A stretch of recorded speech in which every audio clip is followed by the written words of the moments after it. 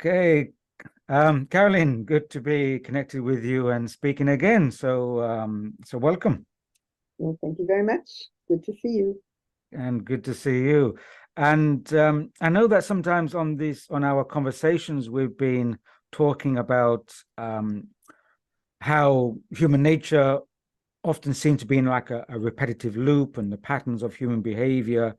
And just this morning, before we decided to connect, you said you had a question on your mind, a certain phrase that popped up, and I think you wanted to start off with that. So, what was the phrase, and what question would you like to bring up, Carolyn?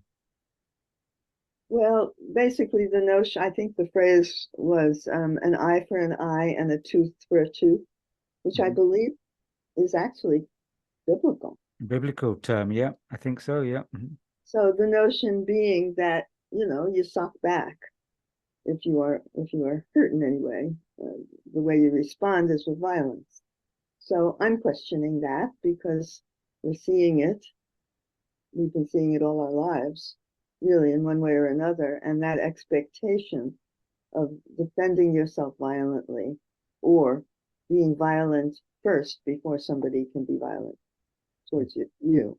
So just that general issue. And I think of it as a question, which is there another way of thinking and being together? Without being victimized, without that whole notion of winning, without that whole notion of I'm I'm the strong guy and you're the victim, and I deserve it because you have victimized me, because I have victimized you in the past, but you have victimized me. That pattern, which just has no end. So is there another way of thinking about how we humans can live together on this planet with all the other life forms, where we sort of use each other, but we don't abuse each other? That might be a way of putting it. Yeah, I think that, obviously that's a legitimate question and a very valid one, because we see these repetitive patterns coming in. And I think the term you mentioned, victimhood or victim consciousness, I think is very important, because I think that's part of the programming as well. Is that we're often uh, we're often led to feel victimized, and therefore, when you're the victim, you feel that um, you are obligated or you have a right for revenge if you've been victimized. And I think that's kind of, again, this kind of loop pattern. But just to go back to the beginning of the question, because it just occurred to me that this eye for an eye and tooth for a tooth being a kind of biblical phrase. But then again, so is to turn the other cheek is a biblical phrase. And perhaps we need to distinguish between, because of the Old Testament, of course, and the New Testament. And I mean, my Bible knowledge is pretty rusty, to say the least. But I think an eye for an eye and a tooth for a tooth sounds like it comes from the Old Testament, which is a different type of tonality, a different type of attitude, because there's a lot of violence in the Old Testament.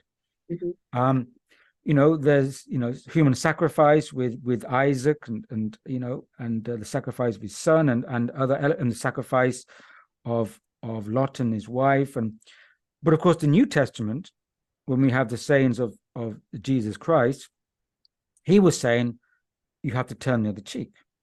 Don't get pulled in to this, into engaging in this violence. So I think all this plays into the human collective, is that on one side, people may feel closer to the eye for an eye and tooth for the tooth. Is like, what you do to me, I do to you. And if I'm a victim, then I have the moral right to have revenge. And then there's the other side, which is part of the whole, in a sense, mythology as well.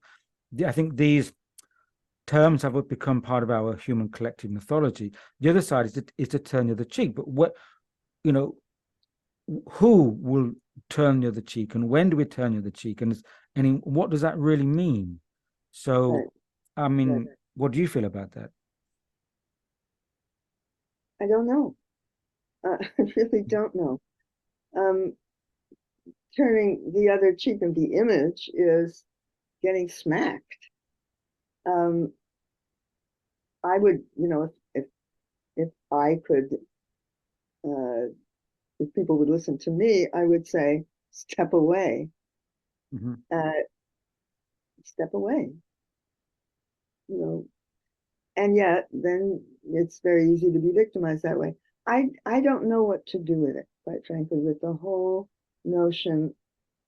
Basically asking the question, where does violence come from? What is it in us that perpetuates it all through the ages? When really, ultimately, it's not in anybody's interest. So, okay, I'm following it back, and I see that it has to do with land, with territory, with basically getting a place to live that will support you. And therefore you have to, because everybody needs it, there's no way of parsing it out so that everybody gets a piece of it and nobody gets too large a piece of it so that others can have no piece of it. I don't know what I'm talking about essentially, but it's a different mindset from the mindset that I think we're trying to evolve towards. And that's the real question, is Yeah. what are we trying to evolve towards? Yeah, I think you've kind of, hit on the core question now, is like the type of thinking patterns and the type of consciousness that we're trying to kind of shift from. I mean, to say what are the origins of violence is very difficult, because there's origins of violence in thinking patterns. My belief is right, and therefore you believe differently, and you fight over ideology. You fight over isms, whether it's capitalism or communism. So violence, I think, can get ingrained as a kind of the kind of lowest common denominator response to many causes, whether it's land or ideology and beliefs.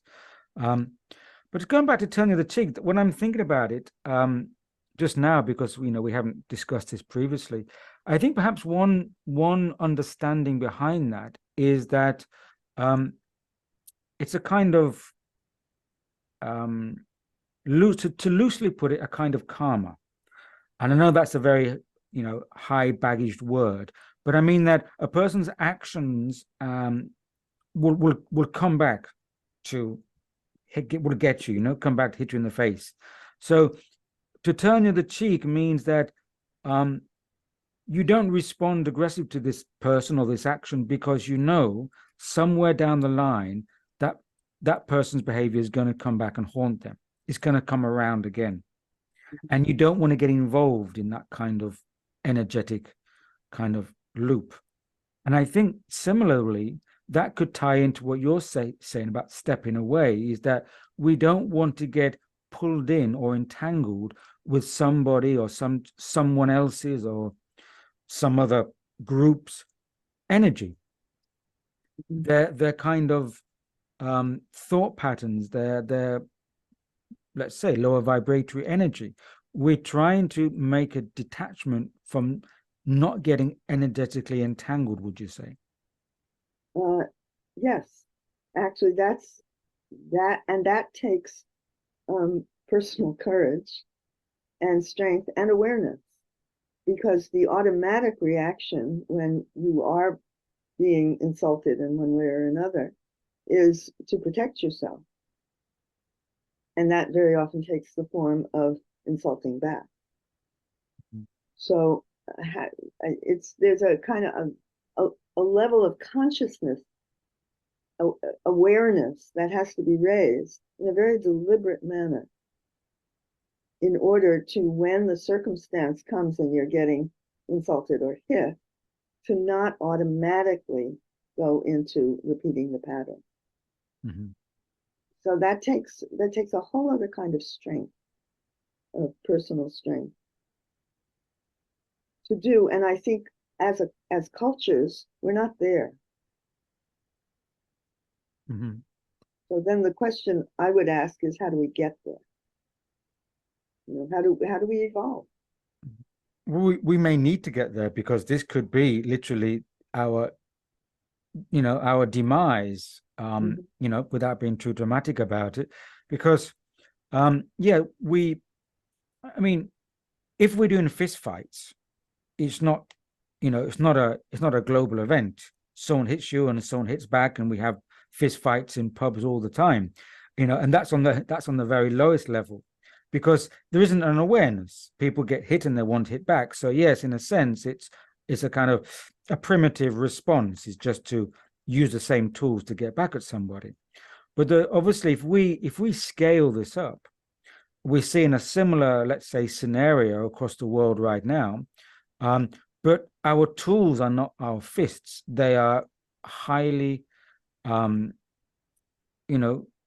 destructive weaponry and technology. And so this comes back to the matter of, again, the bigger question is, the human tools, the human technology is running ahead of our awareness and our consciousness over that. And so, this loop pattern of responding, if we respond with all the tools at our hands, at our availability, then we can cause huge destruction. And that's what's going on in all levels. Even social technologies are destructive because people don't know how to properly use them, such as online bullying or trolling, as it's called. That's a kind of new word. People have been taking their own lives, committing suicide because they've been harassed and bullied online. So I think this plays into the bigger picture, is that we need to have the consciousness to deal with all types of responses. Yeah. Well, when the atomic bomb was being created by some of our best scientific minds, I was a young woman, and very frightened, because I knew, I know people, I know scientists, and while they're very bright, they're not necessarily very wise. And my feeling was, they are creating something which they themselves have no idea what can come of their creation. So they are, I don't know, they're doing the work of the devil, essentially, by putting this into human hands. And sure enough, it has destroyed destroyed the perfect balance of the planet, which can get back to a balance, but maybe they need to get rid of us first, so that the healing can happen. So it's a question of intelligence versus wisdom, and we're smart enough as a species, but as a species we're not wise enough. So what do you do with that? Especially since the law and the lawmakers are not necessarily part of a wisdom tradition that it can be understood and lived by. It's, where do you touch it? Where do you grab it? And how do you stay safe in the middle of it? Well, I certainly don't trust any of those certain lawgivers or people are in positions of power, because they are obviously corrupt, and they are in a sense psychopathic. And it reminded me of a quote from the book Political Ponerology about psychopaths in power. And basically what they're saying is that if you have a psychopath in power, that kind of trickles down to people and affects them, and people start to behave more psychopathic if their leaders are psychopaths, because it kind of reflects it. If we're not aware of it, it's a kind of almost a subconscious kind of reflection that if we're governed by psychopaths, society is more unstable and there's more violence. So yes, I mean, I think what we need to do is what's called growing up in public. That phrase. No, I don't, but it's a good one. Yeah, I think, I mean, it's a phrase, I just say grown up in public, which means that I think collectively we all have to mature very quickly. In grown up in public means that on visibly, you can't do it like, quietly in your house where it's visible. People see you. Like if you're a celebrity or a well-known person, people see you going through your development and under the public eye. You go through your failures and your lessons, you go through the public eye.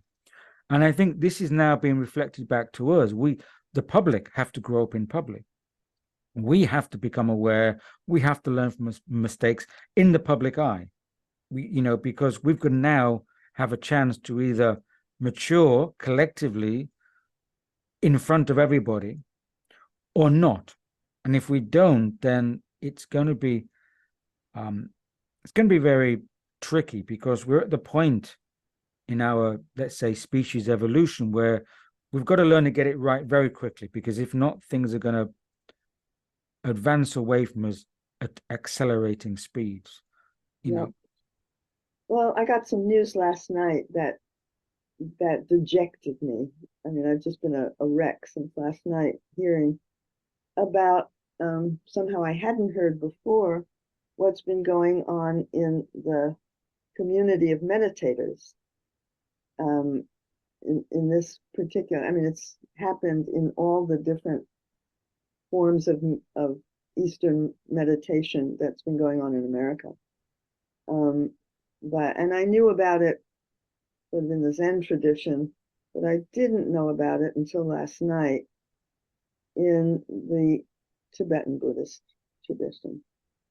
And my heart is broken. I think that's why I'm so discombobulated today, is, those are my friends.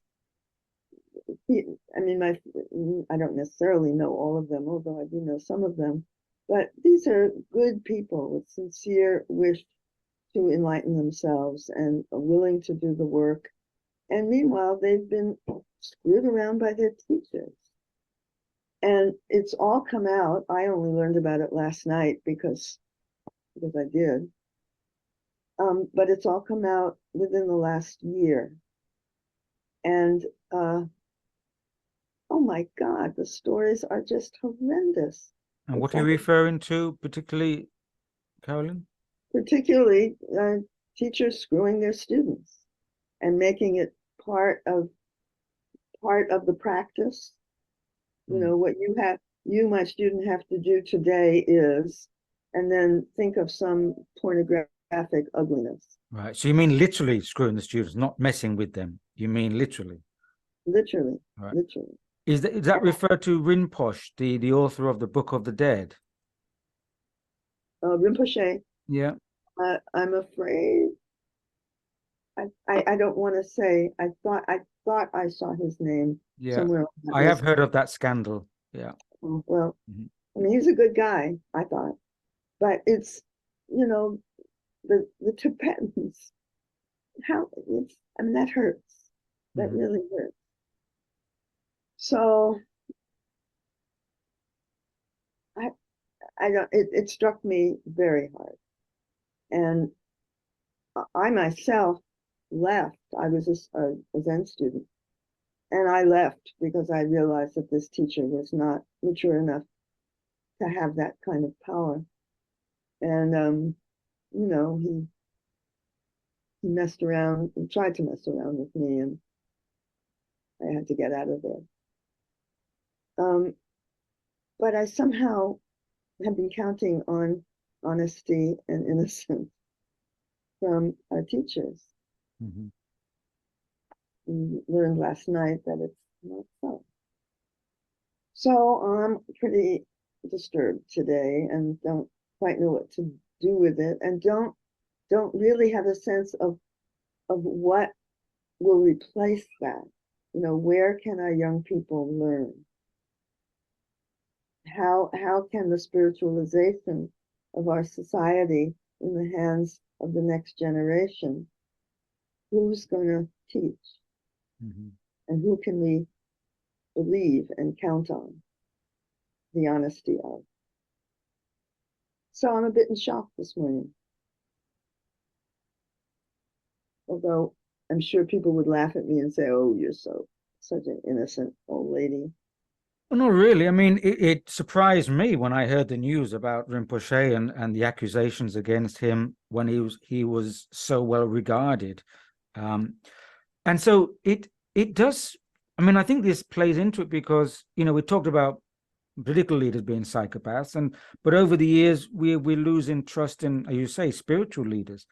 It seems as if these it's the framework of everything that we've kind of trusted is collapsing right now. And perhaps that has to be because, if we're going to move towards something new or something, a reality that can support us for the evolving future, then we have to kind of see the corrupt reality collapse and dissolve. But also maybe we have to shift the way we negotiate the reality. So, for example, this reality, we give trust to a spiritual leader, and we've had leaders in all walks of life, whether it's a Gandhi or Martin Luther King. We've had spiritual leaders, but maybe now the reality that we need to move into or kind of connect with is one where we don't outsource our needs to something else, whether it's a spiritual leader or a political leader. We need a reality where we're not the victim, that we can have a kind of sovereign self. We can have a sovereign spiritual self. We need to connect directly to our sense of the sacred. So perhaps we are being shattered from all sides of our lives construct, spiritually, physically, socially, culturally, and so we're seeing a lot of our totems collapsing, and maybe that is part of what we need to go through now rapidly, so we can recalibrate rapidly, so we can mature rapidly. But the lessons to be learned quickly are quite painful. Thank you for that, and I agree. So it's in our hands, which it has been all this time, but we have a social habit of handing responsibility over.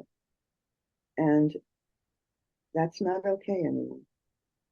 We have to, especially the moral responsibility, has to come from us individually and collectively. Not an easy assignment. No, and for that to happen, I think we need the really large institutions, the really large figures have to fall, have to be shown to be corrupt from the inside. Not everyone, but enough for us to have this reorientation. So we're seeing that now in large geopolitical, legal, financial figures, institutions. We're seeing them for what they are. Certain spiritual figures. Maybe this is the time when people are going to say, look, the emperor has no clothes anymore. Right. Literally. Yeah. I think, because in fact the emperors have been strutting in their fashion clothes, wearing Armani suits and getting away with it. Yeah, fancy gold fringed robes. Yeah, on the part of the spiritual teachers, so-called teachers. Well, they're teaching us, and they could even use the argument that they did it on purpose to wake us up, because after all, it does have that effect. And it's pushing the boundaries and waking us up. And it's so disheartening. It's so disheartening. Yeah, I mean, for all those people who, put their trust out. But again,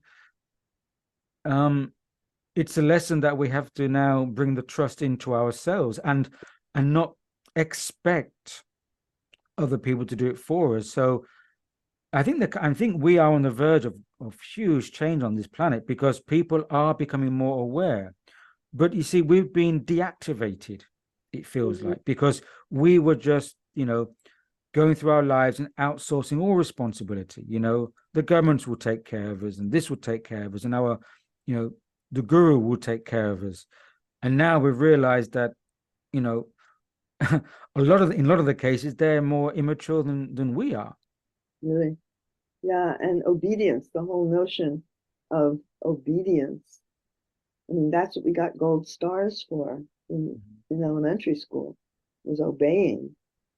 And boy, and the kids who are fighting back, who are saying, no, I won't go along with this. That's not who I am. That's not what I want to do. Even though it's very not easy to teach them or to parent them. They have to do this. God bless them. Yeah, I mean, the well-known obedience to authority experiments by Stanley Milgram. If anybody wants to look them up, then it shows you that people are programmed to obey figures of authority, even if they're not, just because they're in that position or they wear the uniform of authority. Now, it doesn't mean that we need to go the other extreme, which is anarchy, because this is just, again, the human loop patterns of polarity. We go, either we're totally obedient or we are going to anarchy. This is, again, part of the program. It has to be one or the other, polarity. This is we have to get away from this whole archaic mode of consciousness, like we outsource something. If it doesn't work, we go to the other extreme. It's either us or them, good or bad, enemy, friend. These polarities is the old patterns of consciousness.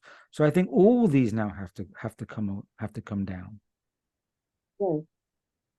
And it's so interesting that at the same time as this is really relevant, we have a whole generation of people who are born with minds that are different.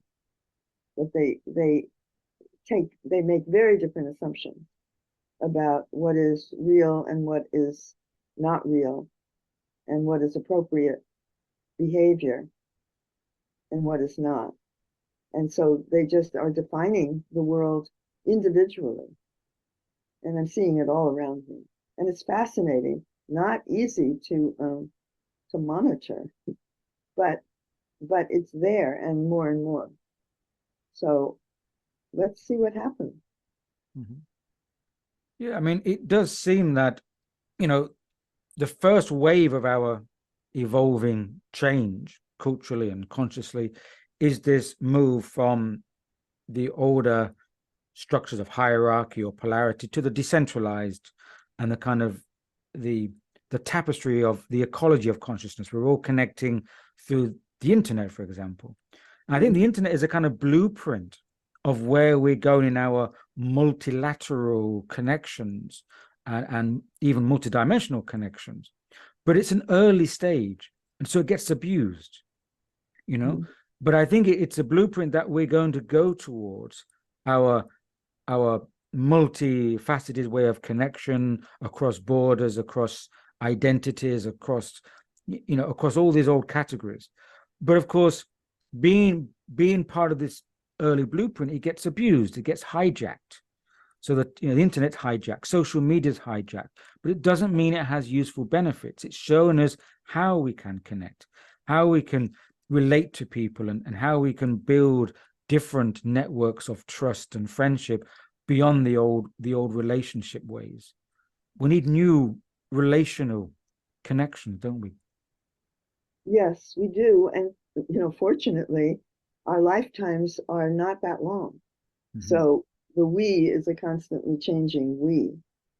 And from what I'm observing, the young ones are tuned to a higher frequency than the old ones. So that I think it's being built in, is what I'm trying to say. And we're going to see it more and more, I hope. Well, we hope. I mean, it's not all clear cut. I do feel that the younger species have a more recalibrated differently. But of course, the old energy models still try to, get their captives. So we know a lot of people have succumbed to social media, the negative side of it. They've been dumbed down by some of the propaganda and the education around these systems. So, awareness is pushing through and I feel it, I can sense it pushing through. But of course, the old systems are trying to pick off part of a few elements and try and pull them back. But I do feel that this is pushing through on the whole.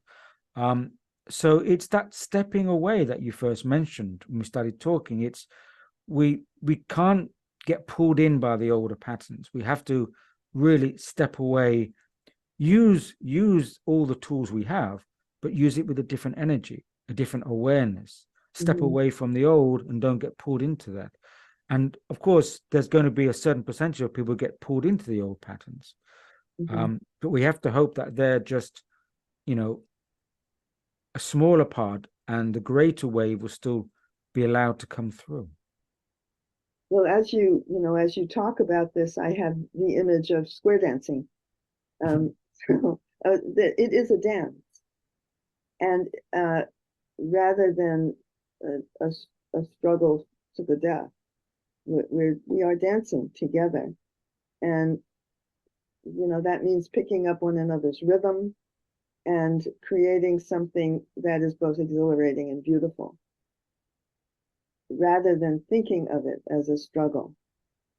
So, a lot of folk dancing patterns involve great feats. You have to stand on your hands and, jump over somebody and twirl without getting dizzy. You're put through something, and those who can do it are applauded for that and recognized by everybody that they did, they leapt over goodness knows what.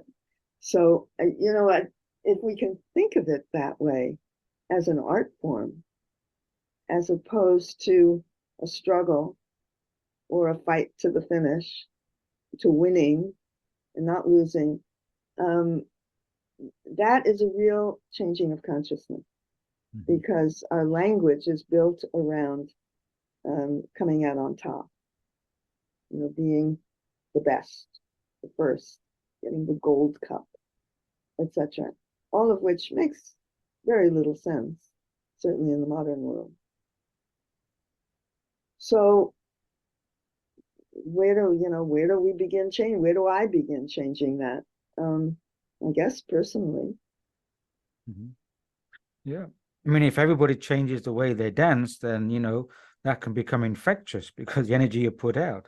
I like the idea of like seeing everything in dance. The universe is a dance, a play of energies and fluctuations, and everything kind of coming together and morphing, and like you see these all things in play. Creatures in the sea are in this kind of dance. Of course, you don't see the negative elements in dance. I've never seen Darth Vader dancing. Have you? I've never seen Darth Vader. Well, if anyone who's a Star Wars fan will know. So yeah, I think a certain heavy energy doesn't dance. Let's say a lightness can dance, but then of course you know about that because you taught dance and you taught healing through dance, didn't you? Yeah, that was my life's work, and it works. But basically, what it works through is energy, which is thought and which is feeling. And ultimately, what you want to come to, with an individual, is open-heartedness. And there is nothing like moving beautifully through space that makes us open-hearted. So, yeah, dance yourself happy. And happy people don't need to kill other people or be better than other people. Well, of course. And, you questioned before, just a few minutes ago, that we have to start individually. So how would you, in your experience of for many years teaching dancing and that, how would you experience this opening up, this new space between healing and the heart? How did you experience that? Well, the way I worked with it, and the way I worked with it on my own body and with other people, is to get into movement as a way of warming up.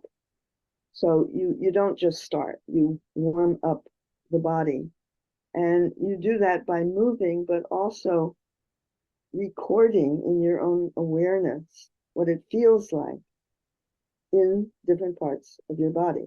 And the teacher's job is to say, okay, go into your shoulders now. And then see, I mean, you can try it right this minute. I'm doing it. See what it feels like. And as you're doing this, breathe. Be aware of breathing. And then you'll feel, as you breathe, you're actually opening up on the muscular level and the more intimate level as well. And then you move down your arms, and then you move into your torso, and then until the whole body is breathing deeply and evenly in soft motion. And by the end of the warm-up, the music is much faster than it was at the beginning. And at that point, what you're doing is you're releasing all of the stuck places that, and we all walk around with stuckness, because the nature of our daily lives produces it. And all that stuckness is ultimately stuck energy, but stuck energy is emotional energy. So you're releasing those stuck emotions. And what happens in the course of doing that is delight, is joy. And then we have the class. I mean, that's just the warm-up. And then we go deeper. And I ask people, generally focus on a specific body part where I sense the student is tight, is holding it in, and then have them move from that place, paying very close attention to what it feels like. And invariably what will happen is some very strong emotion, tears, anger, yelling, and that helps to open it more and more. And then come the deep place where the hurt is. And at that point, I move in and physically close to the person dancing. And then when you do that for an hour and a half. And then I take them in my arms, and invariably they cry or scream, and then tell me the story, tell themselves the story, really. So we don't, I look around me at our culture, we don't have any of that built in to the everyday life of even school children. The closest they get is probably kickball or something. You get to kick something. But it's, we're stuck on a physical level, which then, I mean, it's basically an emotional level. When the emotional level is able to start releasing, then the physical releases. No, it goes the other way. Physical first, and then the emotional comes up.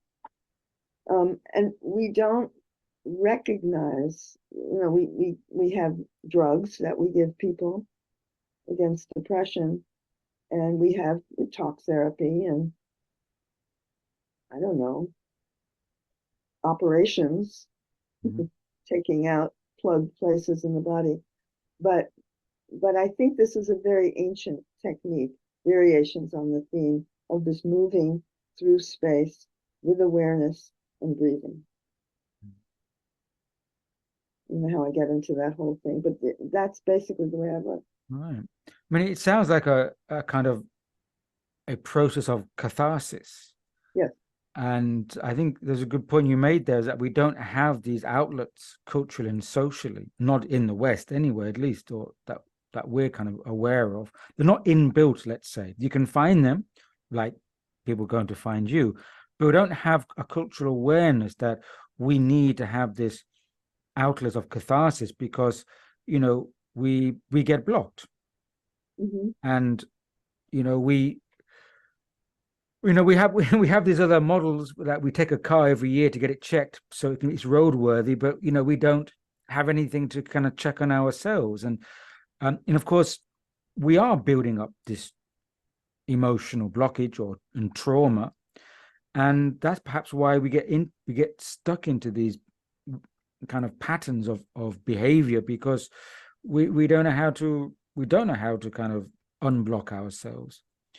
But I don't know. it occurs to me, we do. We just start a war. Well, in a sense, yes. We start a war, or a war is started. I don't know who the we is, but whoever they are, a war is started, and in a sense, you could say it's also functions as a kind of outload of emotion and trauma, and but of course, globally, we suffer for it. So perhaps these events happen because we, as people and individuals, and as human society, and as a civilization, we haven't learned these more constructive way of releasing energy, of clearing ourselves out. And so we have this dirty, tragic warfare, in a sense that it could clear a lot out, but it's not in the way that would be preferable. But if nature says there isn't, and something has to give and something has to blow, and war may be a kind of manipulated version of that catharsis. Well, and I'm also thinking of all of the religious and social taboos around sexuality, which is another, it's what we're built for. We couldn't procreate without it, but yet it doesn't have a very good reputation, at least in Western culture. And so people are not encouraged. So it becomes a kind of dirty little secret. And it is a perfect way of regular release and expressing love. So, we have talked ourselves politically out of it, and then practice it as dirty little secrets, even in the monasteries. And that's why I'm so upset right now. For goodness sakes, can we grow up being the human beings that we are? Well, yeah, we do need to. Again, it seems like these things have been hijacked because, the sexualization of the human body is happening now, in schools for very, very young people. And the commercial industry, the fashion industry, the cinema, the movies, even the music industry, these pop videos that are supposed to appeal to a younger demographic market, is highly sexualized. And so you get this kind of imprinting program onto people very, very young. So I think, these are kind of improper, in a sense, manufactured blockages that come into the human being. And I just want to kind of clarify a point. When I mentioned earlier that war could seem as a catharsis, I wouldn't have to qualify that, because catharsis usually is a healing thing, and war is destructive to a great many people. But I'm reminded of the mystic George Gurdjieff, and Gurdjieff and his cosmology and philosophy was saying that actually warfare, the origins of warfare, is often beyond our knowing. Is that there's a certain cosmic alignment. There's a certain alignment of, let's say, planets or cosmic situation, which causes energy and fluctuations that make people irritable on this planet. And because we're not aware of that, and we don't know how to channel that out into other ways, it often gets unconsciously put out into destructive ways, such as warfare. So that's a large cosmological picture, but it goes back to the same thing, is that we're not aware of how to kind of channel these blockages, how to unclear our irritability, because we're not aware of that. And so, there are times when we are crazy, we are dangerous, we are lunatics. Such thing as like certain lunar positions create irritability on the planet, and this irritability gets manifested in destructive acts. That's why they say that there's always an increase in violence around this, I think it's a full moon. That's why we call lunatics. So you see, Yeah. we don't have an awareness of how we fit into the larger ecological and cosmological picture. And so therefore we artificially create manifestations of these energies. Yeah, I think that's true. Years ago, I worked in the psych wards of a hospital as a dance therapist. And my goodness, at the full moon, we had people on beds in the hallways. Mm-hmm. It was suddenly, there was a great influx of people falling apart around the full moon, getting into trouble or being victimized. And we were just full up every full moon.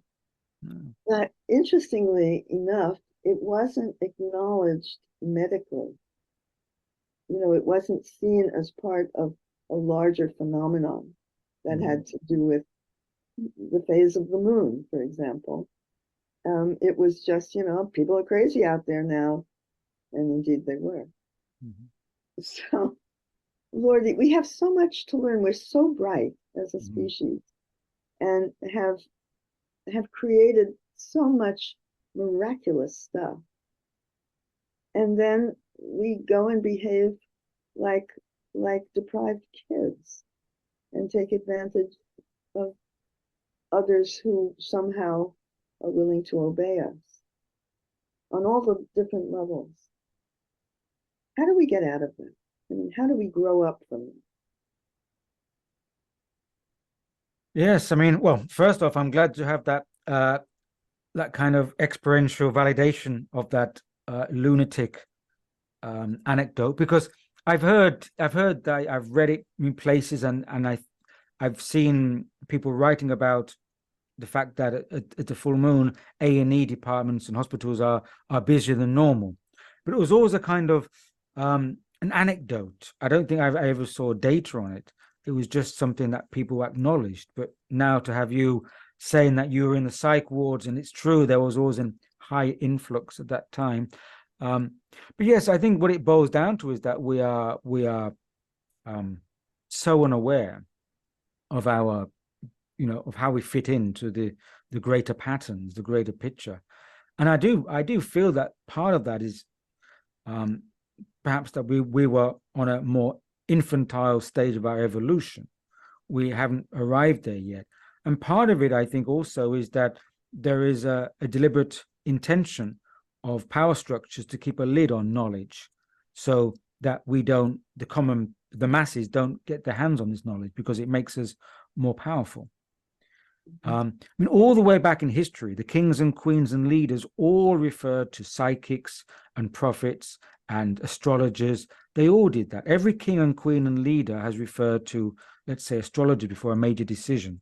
They believe in psychics and clairvoyance, but then they poo-poo it in public and saying, don't be stupid, that's superstitious, as if they don't want this knowledge to get into the masses, because, you know, the knowledge of the true relationship of humanity and the larger picture is very empowering. And they know how humanity is aligned with a greater cosmological picture. But we've been given a program, an education of being alienated. We're isolated from nature. We're isolated from the universe.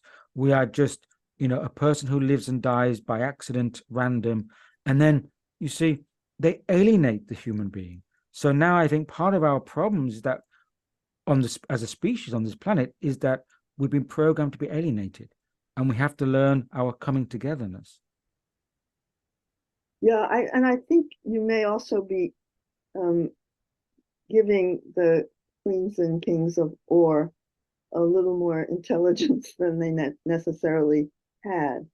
I think there's the whole notion of divine rights and the bloodline and all of that stuff.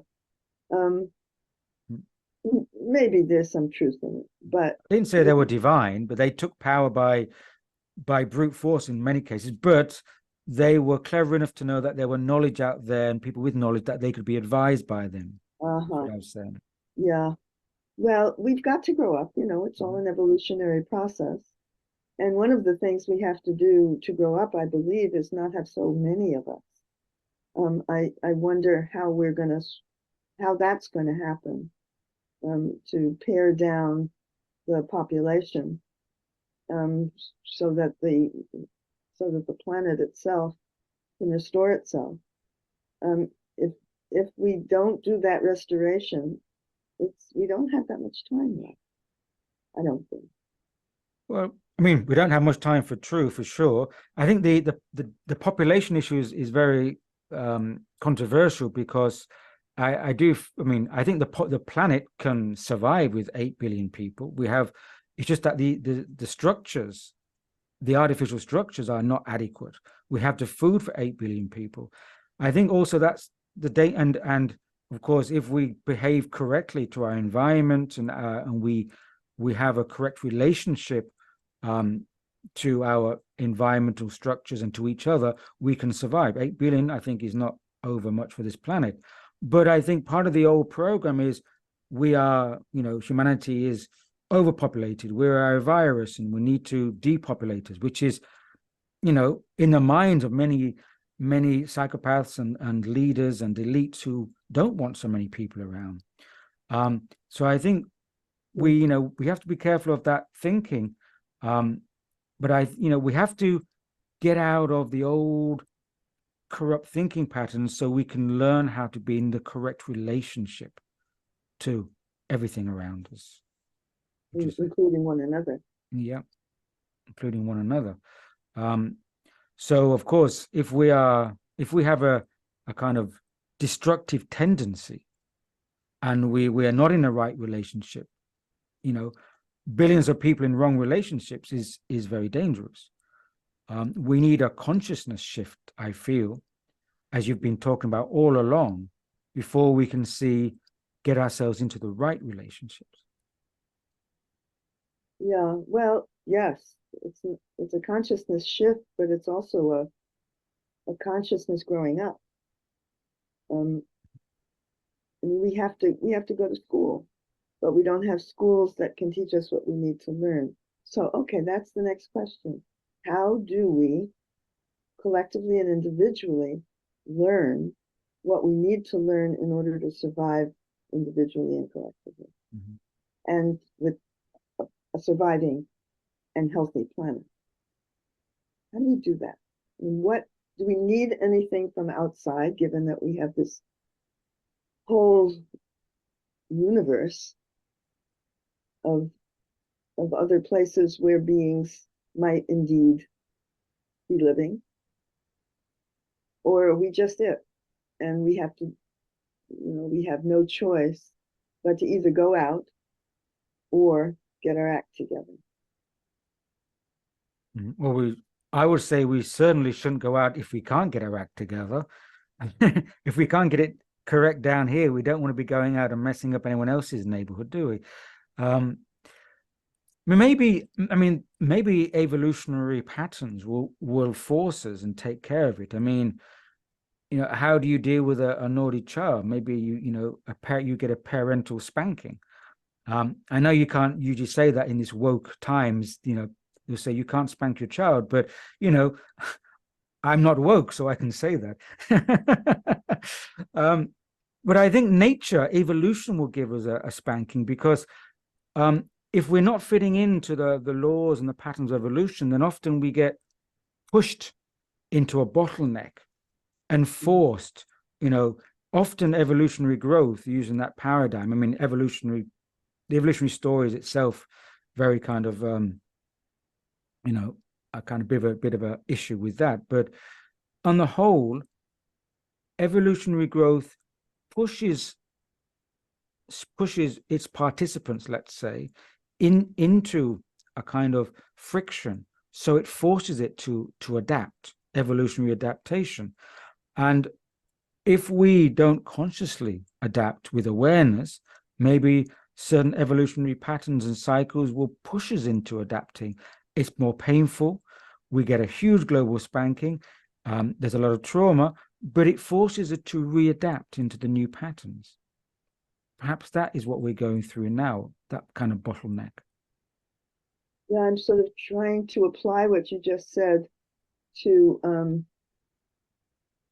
to the Arabs and the Israelis, where there's so much history for so long that has been so illogical. I mean, it's everybody's right and everybody's wrong, which is actually the case in most conflicts. You know, everybody's right on some level and doing what they need to do for themselves. And the way that they're doing it is not very well done. And so they make a mess. And then they live with the mess and it all scabs over until the next time there's bloodletting. And, you know, with the Middle East, that's been going on for how long? Written history, right? Still doing it. My goodness. That's very slow learning, I would say. Very slow learning. And, you know, it seems that this everybody's right and everybody is wrong according to your mental constructs, the way you think. And anyone who, you know, can kind of validate something for themselves, you know, anyone who does a bad act, you or me, we can always come up with some excuse. I did it because of this, you know. We can always kind of self-validate something, and we've been doing that collectively as well and nationally for far too long. And I think we are getting to a point where people are saying, no, that type of thinking doesn't work anymore. There's no way you can justify that. That thinking is archaic. And I think more and more people are waking up and saying, we cannot look at this situation with the way we used to look at it, the old eyes, the old lens. And if enough people can call out the emperors having no clothes, and then that can help other people to see the emperor has no clothes. A lot of people are aware of it, but nobody's saying it. We have to call it out. Mm-hmm. I do know some, I'm thinking, as you're speaking, I'm thinking of Alonzo King, who is a choreographer operating in San Francisco.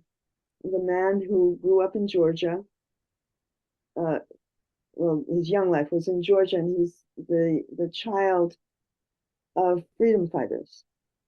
And he has grown up to be a brilliant choreographer in the modern ballet world, and is doing something that I've been watching with great love and excitement for many years. He is doing the work through art, and his companies are completely mixed race. And they're brilliant, and his choreography is in every step saying what you just said. So he's bringing it to audiences, and, you know, has a school, teaches children as well as, you know, dancing students who are grown up, and is very consciously sort of doing the work that his parents were doing through a very different medium of just thinking multiracially, racially, not racially, and through art. And that's where I keep looking, is in the art forms, where, well, what to say, where, especially with this medium of being able to see one another across space and time, we can see how the Maori dance. We can hear the music from Iceland. We can, you know, we can sing songs from Moravia and come closer to one another and appreciate difference in a form that is a shared form. And I think, rather than politically, I think the best work is going to be done through the arts and through, you know, young people learning these arts. Mm-hmm. Yeah, a different medium for the energy now has to be expressed through different mediums. these old structures that we gave our dependency to are obviously not working anymore. They're not suitable for where we're going, and we need to find an expression through different mediums. I'm just reminded of an indigenous phrase. They said something like, "We have to come closer to the fire so we can hear each other talking." It's just kind of like, let's come together, because we've got to be close till we can communicate. So new mediums of communication and relations and ways of understanding, and it'll come through, but we're going to be squeezed first. But already I can sense that coming out now. I can sense people are kind of giving voice where before they wouldn't. And I think you say we'll find this new energy coming through in different ways: creativity, the arts, people doing things from home, creative industries, not needing a top-down industry structure. People are now realizing that they can connect and do it and share their creativity, and in ways, and bypassing the old models. I think it's emerging, Carolyn. It just takes, as you say, a generation or two. Yeah. Mm-hmm. So let's all dance differently and dance together. That's a good way. Raise your voice and song. Mm-hmm. Hallelujah. So move your body, unblock yourself, open your heart, and get with the new dance. So let's and laugh a lot. And That's laugh a lot. Very important. Everybody laugh a lot. Okay. Because exactly. You don't see Darth Vader dancing or laughing. That's what I'll finish on. So, Carolyn, again, lovely conversation, and always good to end on a bit of a lighter note. And so now I've got to practice wiggling my body and getting a bit looser. Yeah, we can even Zoom it together. have a Zoom kind of spontaneous dance session. I love the idea. Okay, my friend. Thank you so much. And I'll see you next week. Yeah, see you next time. Okay, stay well, Carolyn. Bye-bye.